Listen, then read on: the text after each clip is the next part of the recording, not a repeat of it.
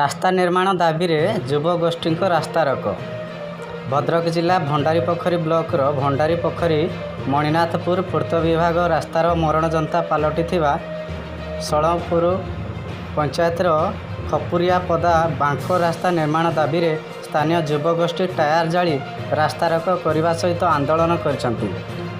R&B ବିଭାଗ ଅଧୀନରେ ଏହି ରାସ୍ତାର ନିର୍ମାଣ କାର୍ଯ୍ୟ ଚାଲୁଥିବା ବେଳେ ସ୍ଥାନୀୟ ଜନୈକ ବ୍ୟକ୍ତିଙ୍କ ନିଜସ୍ୱ ଗଛ ଓ ଜମି ଉକ୍ତ ରାସ୍ତା ସହିତ ସଂଲଗ୍ନ ହୋଇଥିବାରୁ ଏହାର ନିର୍ମାଣ କାର୍ଯ୍ୟ ଅସମ୍ପୂର୍ଣ୍ଣ ରଖାଯାଇଛି ଏବଂ ଏହାକୁ ନେଇ ବିଭାଗୀୟ ଉଦାସୀନତା ମଧ୍ୟ ଦେଖାଦେଇଛି।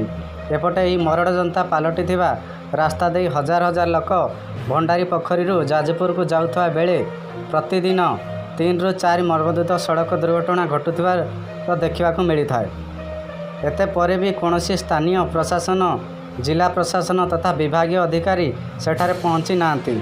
ଯଦି ଏହାର ସମାଧାନ ତୁରନ୍ତ ନ କରିବେ ତେବେ ଆଗାମୀ ଦିନରେ ଅମରଣ ଅନଶନରେ ବସିବାକୁ ସ୍ଥାନୀୟ ଖପୁରିଆପଦା ଯୁବଗୋଷ୍ଠୀ ଚେତାବନୀ ଦେଇଛନ୍ତି। ତେବେ ଦେଖିବାକୁ ବାକି ରହିଲା କେବେ ଏହାର ସମାଧାନ ହେଉଛି। ଭଦ୍ରକ ଜିଲ୍ଲା ଭଣ୍ଡାରୀପୋଖରୀରୁ ପ୍ରସନ୍ନ କୁମାର ପଣ୍ଡାଙ୍କ ରିପୋର୍ଟ, ସ୍ୱାଗତ ଟିଭି ଓଡ଼ିଶା।